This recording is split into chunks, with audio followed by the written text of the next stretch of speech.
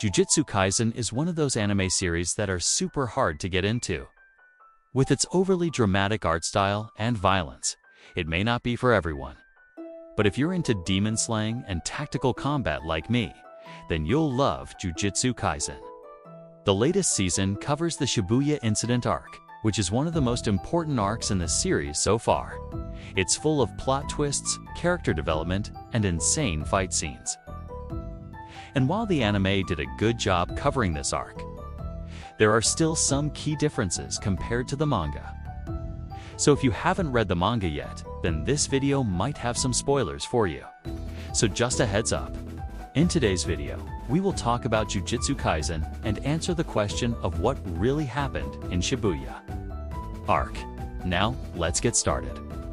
The Shibuya incident was one of the biggest events to happen in the series so far, bringing many changes to the status quo and putting the lives of several characters in danger. It all started when Yuji Itadori, the main protagonist, was given an assignment by his teacher, Satoru Gojo, to investigate strange occurrences in the city of Tokyo. Unbeknownst to them, this assignment would soon turn into a battle for survival, as they were targeted by a mysterious curse user named Kenjaku. As the story unfolds, we learn that Kenji is actually one of the most powerful curse users in existence, and he has been manipulating events behind the scenes for years. His plan was to use the Star Plasma Vessel, also known as Riko Amanai, to merge with her and become the new head of the Zenin clan. This would give him control over the most powerful family in the Jujutsu world and allow him to carry out his ultimate goal, which is to destroy the barrier between the human and curse realms. However, Kenjaku's plan was threatened by the arrival of Yuji Itadori and his friends. Yuji is a young man who became the host of Ryomen Sukuna, one of the most powerful curses in existence, after he ate one of its fingers. Since then, Yuji has been training to become a Jujutsu sorcerer and hone his skills to protect humanity from curses. He is joined by his friends, Nobara Kugisaki and Megumi Fushiguro, both of whom are talented Jujutsu sorcerers in their own right. Together, this trio sets out to find Riko Amanai, who is being held hostage by Kenjaku and his followers. Along the way, they encounter a number of obstacles and face off against powerful enemies, but they are determined to succeed in their mission. As the stakes rise, we learn more about the origins of the curse users and the true extent of Kenjaku's power. We also get a deeper understanding of the world of Jujutsu and the rules that govern it. The animation and fight choreography are top-notch, and the soundtrack is amazing, making for an immersive experience that will keep you on the edge of your seat. The voice acting is also fantastic, with each character's unique personality shining through in their dialogue. However, there are still some key differences between the manga and the anime that are worth pointing out. First off, the anime seems to have compressed the timeline quite a bit. In the manga, we see flashbacks that show us how Kenjaku orchestrated the events leading up to the Shibuya incident over the course of several months. The anime skips over this and instead jumps straight into the action. This makes the stakes feel a bit lower, because we don't really get a sense of how much is at risk. Additionally, some of the motivations of the characters are not fully explored in the anime. For example, we don't really get to understand why Mahito, one of the main antagonists, hates humanity so much, or what his goals are beyond serving Kenjaku. Finally, the ending of the anime is different from the manga. In the manga, we get a more definitive ending to the Shibuya arc, with all of the loose ends being tied up. The anime, however, leaves us on a bit of a cliffhanger, which is frustrating but also exciting, because it means that we'll have to wait and see how the story resolves in the next season.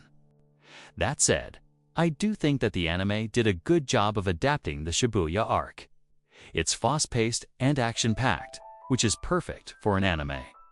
The animation and fight choreography are top-notch, and the soundtrack is amazing, making for an immersive experience that will keep you on the edge of your seat. Plus, the voice acting is fantastic, with each character's unique personality shining through in their dialogue. Overall, I would say that the Shibuya arc is definitely worth watching, even if you've read the manga already. It's a great adaptation that does justice to the source material. And I can't wait to see what the next season has in store for us. Alright, now that we've talked about some of the differences between the manga and the anime, let's move on to the next topic of this video.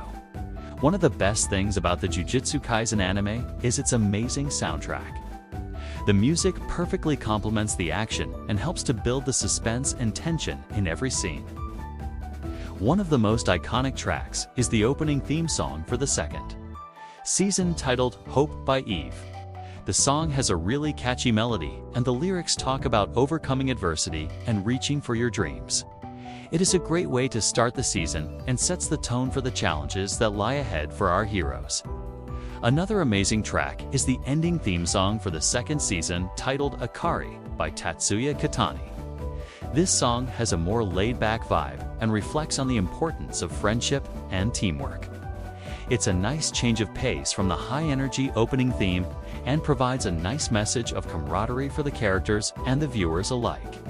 In addition to the theme songs, the anime also features an amazing selection of background music. The soundtrack is filled with epic orchestral pieces that enhance the emotional impact of every scene. Whether it's a moment of high tension or a quiet character-driven scene, the music elevates the experience for the viewer. If you want to listen to the soundtrack for yourself, then you're in luck. All of the music from the anime is available on various streaming platforms. You can easily find playlists that feature all of the songs and instrumentals from the series. So if you want to listen to the opening and ending theme songs or the full soundtrack, then just search for Jujutsu Kaisen and you'll be able to find it. If you enjoyed the music and want to support the creators, then you can also check out the artists' official websites and social media accounts. They often share updates and information about their work, so it's a great way to stay connected to the artists and their music. The Shibuya Incident Arc is one of the most exciting and important arcs in the Jujutsu Kaisen series so far. It introduces us to some new and powerful characters, takes us deeper into the lore and mythology of the Jujutsu Kaisen universe, and raises the stakes for our heroes. If you're a fan of the series or new to it, then I highly recommend checking out the anime. The animation and fight choreography are top-notch, and the music is amazing. Now, I want to hear from you. What are your thoughts on the Shibuya Incident Arc? Do you prefer the manga or the anime? And which character is your favorite? Let me know in the comments below. And if you enjoyed this video, then be sure to like and subscribe for more content. Thanks for watching. See you in the next one. Now let's move on to the next part of the video.